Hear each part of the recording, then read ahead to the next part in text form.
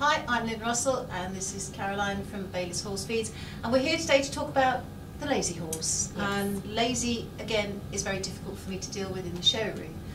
It's a little bit like having a glass of champagne and someone's left it out overnight and it's got no bubbles left. So we want to put bubbles in our champagne. We want the sparkle We back. want the sparkle back. So I'm going to be looking at keeping my show horse that's lazy in a totally different environment than I would do if it was sharp. I'm going to be keeping it shut in to coop up all that energy. I'm going to be feeding him my Baylis All-Rounder, my prep mix, and if it's really, really lazy, I'll be ordering some racehorse mix from you as well, because certainly. I have used that in the past and that has worked.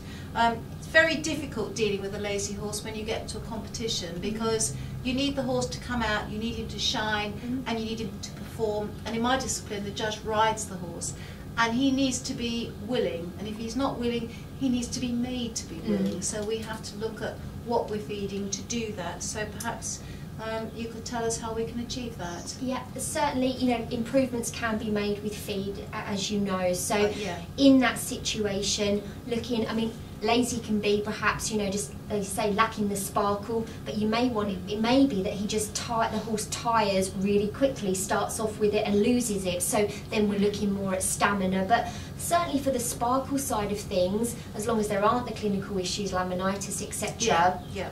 Then looking more so to your mixes, and as Lynn mentioned, racehorse mix, there's no reason why a show cob can't have a racehorse mix. You know, you get more of that quick release energy, that sparkle energy, and it just makes them have a bit more of a spring in their step. Well, they have to, for a show horse, it's got to have a bit of look at me, and sometimes it's not natural. You need to feed it that look at me presence. Definitely. So that's where those can come into play, and even if you have a preference for your straight cereals, as long as you're feeding a balancer alongside to counteract the deficiencies, your oats, maybe a bit of maize, something like that. Certainly oats being a bit more digestible can have that lovely sort of quick sparkle bounce effect. And also, I don't know if you found, Lynn, but if ever like you go down that route, you can actually increase and decrease the quantity as and when you need it. Oh, that's easy, yeah. So certainly, again, going down the feed little and often, small meals, but making sure it's more of a concentrated source of energy. You do need and to the get right your horse source. fit as well, because sometimes they could be lacking energy because maybe they've had a virus. So sometimes it's a good idea just to get your vet to run a routine blood check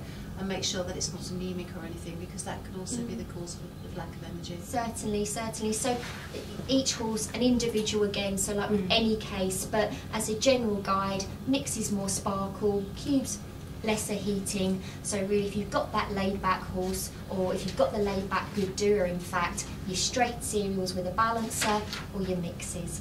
Great. I'd like to say again, thanks to Caroline from Baylis. I hope you found that useful. Thank you. Thank you very much. Thank you.